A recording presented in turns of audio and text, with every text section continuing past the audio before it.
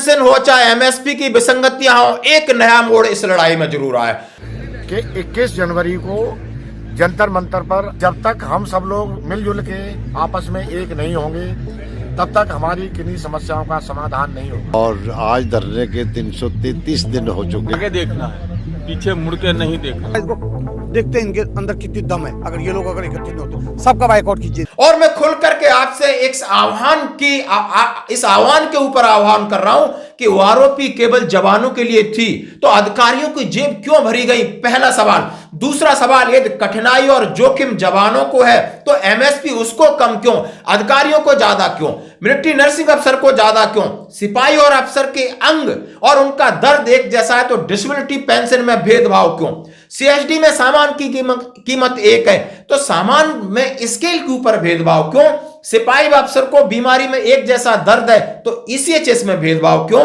Premature retirement को बाधा खिलाफी का भेदभाव क्यों, वीरांगनाओं ने अपना सुहाग खोया है तो उनके लिए बाधा खिलाफी क्यों, उन्हें पर्याप्त पेंशन क्यों नहीं, क्यों उनका हस्बैंड मरने खत्म होने के बाद उनकी पेंशन को कम कर दिया जाता है, ग्रुप एक्स के अंदर भेदभाव क्यों। हाँ जी दोस्तों, ऑनरी नायक हवलदार नायब सुधार के लिए पेंशन रेगुलेशन रिजर्विस्ट और ऑनरी के लिए लागू क्यों नहीं। और दोस्तों ये मांगे अब बड़ी तेजी से आगे जाने वाली हैं और इसके आह्वान किया है सबका सैनिक संघर्ष कमेटी। उन्होंने क्या आह्वान किया जरा आप देखिए। उन्होंने कहा है कि सबका सैनिक संघर्ष कमेटी का नया प्रयास, समान प्रवृत्ति व्यक्ति यानी एक दूसरे के प्रभावी रूप से साथ होते हैं और अपना टारगेट अचीव करते हैं। जेसीओ जवान संगठनों के लिए खुला निमंत्रण 21 जनवरी 10 बजे जंतर मंतर पर। जो राजनीतिक पार्टी है या जो अफसरों की जो सपोर्टर है या व्हाट्सएप के शेयर हैं, कृपया दूरी बना के रखें। सबका सैनिक संघर्ष कमेटी ने रखा है, हमारी मांग है, सेम मांग, उच्चतम न्यायालय के 3 सेवानिवृत्त न्यायाधीशों की कमेटी बनाई जाए जिनका चयन उच्चतम न्यायालय के न्यायाधीश साहब करें और उनके संदर्भ में भले टर्म्स ऑफ जो भी टर्म्स हैं हमारी मांगों को लेकर के 3 महीने में रिपोर्ट सार्वजनिक करें। यानी ये चीजें मैं आपको सबका सैनिक संघर्ष कमेटी की एक नई पहल दिखा रहा हूं। जंतर मंतर के आपको वीडियो दिखा रहा हूं। स्टडी करेगी, उसका इन्वेस्टिगेशन करेगी और वो बताएगी कि जवानों के लिए, जेसीओ और जवानों के लिए हमारे माननीय प्रधानमंत्री साहब ने क्या क्या किया, कितना कितना दिया।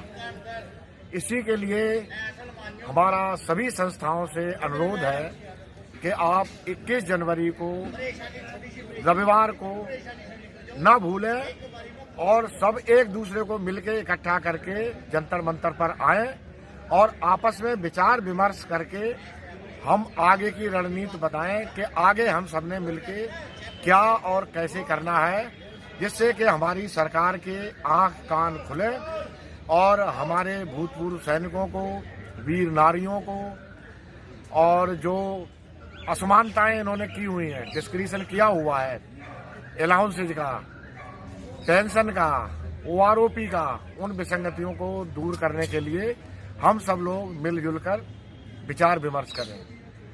धन्यवाद। अच्छा सर, आपके आज जो है वो 332 दिन हो गए हैं, गवर्नमेंट आपकी बात सुन नहीं रही है, तो आगे की क्या रणनीति अपनाओगे आप?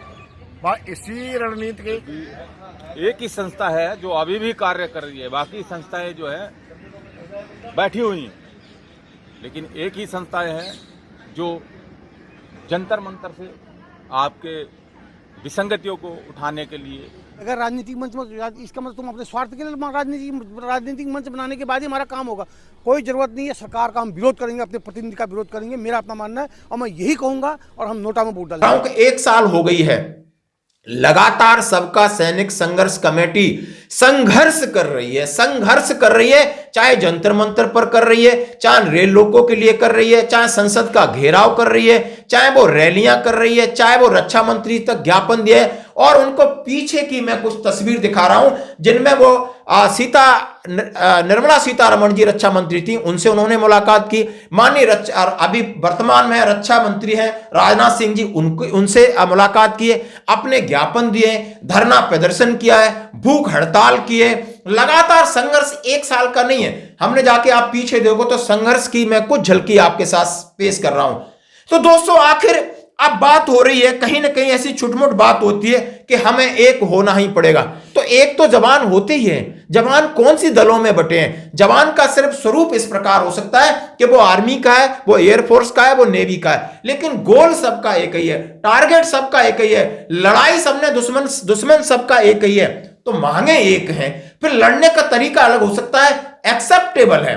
क्योंकि यदि हम एक क्षेत्र के स्पेशलिस्ट है तो कोई दूसरे क्षेत्र का स्पेशलिस्ट हो सकता है, तो वो उस क्षेत्र से अपना ऑपरेशन लॉन्च करे, अपनी लड़ाई लगे, अपनी बातें करे, चाहे माननीय सुप्रीम कोर्ट के जरिए जा रहा है, हाई कोर्ट के जरिए जा रहा है, और कोई तरीका हो सकता है, लेकिन एक तरीका दूसरे तरीके सब मिलकर तरीका हो, मिलकर पहल होनी चाहिए। इसमें बहुत सारे पढ़े लिखे बुद्धिजीवी हैं। पहला अचीवमेंट आपका यह है कि आपने अपने अधिकारों की लड़ाई लड़ना सीख लिया है, अपने अधिकारों को समझना सीख लिया है, और अपने अधिकारों के लिए सरकार के सामने बात करना सीख लिया है, और लगभग एकजुट हो चुके हैं। हो सकता है कि किसी आपके जो भी चीज है, मतभेद हो सकते हैं, क्यों काम करने के तरीके सबके अलग अलग हैं। कोई अग्रेशन रहता है, क्यों कोई एक सोल्जर है बड़ा, वो उस तरीके से सामने गलत होता है तो उसको गुस्सा आती है, स्वाभाविक रूप से ऐसा हो सकता है। लेकिन मैं आपसे निवेदन करना चाहता हूं हाथ जोड़ के कि सबको एक मंच नहीं, एक दिन ऐसा बनाइए कि आप अपने अपने तरीके से एक दूसरे का सपोर्ट करिए। आप मंच बनाओगे, पार्टी बनाओगे, बहुत बड़े बड़े प्रोग्राम बनाओगे, जब तक आपका समय मुट्ठी हाथ से निकलता जा रहा है। दोस्तों, सबके अंदर क्षमता है। बहुत सारे बुद्धिजीवी जो व्हाट्सएप पे बहुत अच्छी अच्छी बातें लिखते हैं, मैं सबसे हाथ जोड़कर विनती करना चाहता हूं कि आप नकारात्मक बचें, नेगेटिविटी से आपको बचना होगा, नेगेटिव चीजों को इग्नोर करना होगा, और कुछ चीजें एक्सेप्ट करके शायद आप नहीं चाहते एक दूसरे की, और एक दूसरे का साथ देना होगा, क्योंकि 28 लाख लोग आपका इंतजार कर रहे हैं और देश भी तमाशा देख रहा है। और जिनको आपने छोड़कर अपनी लड़ाई लड़ी है, कल वो भी आपको हंसेंगे कि ये जवानों ने वही बात कर दी, जेशू ने वही बात कर दी, क्योंकि इनको नेतृत्व करना नहीं आता है। इनको नेतृत्व करने के लिए कोई और अलग टाइप का बंदा चाहिए। उस पर तो ये विश्वास दिखा सकते हैं, लेकिन अपने भाइयों में विश्वास नहीं दिखा सकते हैं। ये शायद आपकी या हमारी सबकी ये कमजोरी है। हमें स्वीकार करना होगा कि हमें अपनी क्षमता अपनी को निकाल कर बाहर आना होगा। हमें अपने में से ही लोगों को कुछ आगे करना होगा, और उनकी जिम्मेदारी बनती है कि सभी को लेकर के आगे बढ़ें, एक सार्थक प्रयास जरूर करें। 21 जनवरी 10 बजे जंतर मंतर पर यह प्रयोग किया जा रहा है। देश के सभी सैनिकों से बिल्कुल हाथ जोड़ के रिक्वेस्ट है कि वहां पर पहुंचे और संगठन को मजबूती दें। वो ये नहीं कह रहे कि आप पैसा दीजिए, वो ये नहीं कह रहे कि आप हमारे लिए बहुत बड़ा बलिदान दीजिए, लेकिन हमारा साथ दीजिए। हम आगे हैं तो आप 2 कदम पीछे हो जाइए। आपको इस बात किसी प्रकार का भ्रम है, डर है, लेकिन एक आपको जनसंख्या यानी संख्या बल दिखाना होगा। इसके लिए आह्वान है। धन्यवाद दोस्तों। जंतर मंतर से आपके विसंगतियों को उठाने के लिए अभी भी जो है लगी हुई है। तो मेरा उत्तराखंड के वीर सेनानियों से निवेदन है, मैं आह्वान करता हूं उनको कि वे भी इस मीटिंग में आएं और अपनी जो है विचार रखें। मैं फिर कहना चाहूँगा, देखिए जैसे हाथ की 5 उंगली बराबर नहीं, तो हर किसी के विचार मिल जाए ये भी नहीं होता है। लेकिन कहते हैं कि लोकतंत्र में बिना बातचीत के कुछ नहीं हो सकता।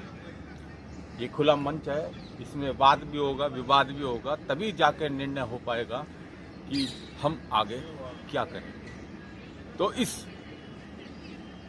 वार्तालाप का जो है हिस्सा बनिए, क्योंकि बिना हिस्सा बने शायद देखिए साहब कुछ नहीं मिलने वाला। मैं मानता हूं कि मौसम आजकल इधर अच्छा नहीं है, लेकिन उत्तराखंड में बहुत अच्छा मौसम है, ये मुझे इतनी भी जानकारी है, क्योंकि कल ही बागेश्वर से एक साहब आए थे हमारे पास, बलवंत साहब, हाँ ऑर्डिनरी कैप्टन बलवंत साहब आए थे, और वो यहाँ पे हमारे साथ समय व्यतीत करके गए, और मैंने उनसे बातें की, उन्होंने मुझे बताया, तो हमने उनके गिले शिकवे सब दूर किए। और सब एक दूसरे को मिलके इकट्ठा करके जंतर मंतर पर आए और आपस में विचार विमर्श करके हम आगे की रणनीति बताएं कि आगे हम सबने मिलके क्या और कैसे करना है, जिससे कि हमारी सरकार के आंख कान खुले और हमारे भूतपूर्व सैनिकों को, वीर नारियों को, और जो असमानताएं इन्होंने की हुई हैं, डिस्क्रिशन किया हुआ है, अलाउंसेज का, पेंशन का, OROP का, उन विसंगतियों को दूर करने के लिए हम सब लोग मिलजुल कर विचार विमर्श करें। धन्यवाद। अच्छा सर, आपके आज जो है वो 332 दिन हो गए हैं, गवर्नमेंट आपकी बात सुन नहीं रही है, तो आगे की क्या रणनीति अपनाओगे आप? बस इसी रणनीति के तहत के सरकार जो है कानों में तेल डाल के सोई हुई है, जबकि आम भाषा में तो बोलते हैं कि कान में तेल डालो और अच्छा सुनाई देता है, लेकिन हमारी सरकार ऐसा कान में तेल डाल के सोई हुई है कि उनके वीर जवान जो इतने सालों सेवानिवृत्त होके पूरे देश की सुरक्षा के लिए सेवाएं देके आ रहे हैं और वो आज रोड पर बैठे हुए हैं। फिर भी हमारी सरकार, यहाँ तक के मिलके रेल रोको आंदोलन भी किया गया और यहाँ इतनी बार धरने भी किए गए इकट्ठे। लोग बनाने वाले यही लोग तोड़ने वाले। नहीं असल बात सर वो तो मैं बताइए हुए थे वही कहते हैं। गुमराह तो वो जो तुमने है- पहले क्यों नहीं सोचा? अगर आप गुमराह हुए तुमको पहले ये भी तो आपने पहले ही कह दिया कपिल भाई कि को अभी या हमें उनको हमारे कौन सीनियर्स पता को लगे हमारे अंदर जो है मैं- कौन सच्चा है कौन वो है भाई। आस्तीन में बैठा हुआ सांप पता कैसे चलेगा, वो तो बाद में तो पता वहीं से चलेगा। हमारा आंदोलन कमजोर हुआ है। और बताओ, मेरा मानना यही है कि वहीं से हमारा आंदोलन जयपुर कमजोर हुआ के है। राठौर जब हमने यहाँ पर जब रैली की थी जुलाई में, तो तब यहीं से हमारा आंदोलन, फिर उसके बाद फिर पता हमारे जो यहीं से मतभेद हमारे शुरू हो गए थे और यहीं से हमारा आंदोलन कमजोर हुआ था। उससे पहले हमारा आंदोलन एक अच्छा बम चला। तो अब क्या करना चाहिए संगठन को? अब आप दोबारा आए एक बार हुए जंतर मंतर पर। दोबारा एक अपनी शेष आंदोलन की नींव रखनी पड़ेगी और लोग बागों को उनके दिल में जगह बनानी पड़ेगी और दोबारा अभी 21 को मीटिंग है ना सर? 21 को मीटिंग है। और अभी जनता और को मैं चाहिए कि 21 यहीं को से जो वीर बहादुर जनता साहब के को साथ ये बोलता हूँ कि उनका अच्छा खासा बोलबाला है और देहरादून से अपने खुशहाल सिंह साहब वगैरह एक अच्छी खासी गौरव सेनानी में अच्छी पैठ है, लेकिन वो कर क्या रहे मुझे समझ में नहीं आ रहा है। कर क्या रहे वीर बहादुर सिंह साहब? और जब जब ये आंदोलन अच्छे स्तर पर पहुंचता है वो अपने बीच में एक रैली रख देते हैं और उसको कमजोर कर देते हैं और फिर वो गुम हो जाते हैं। उनका काम यही है, बस हो गया। तो आपका कहने का मतलब जो वीर बहादुर जी जो मुझे लगता है, मेरा अपना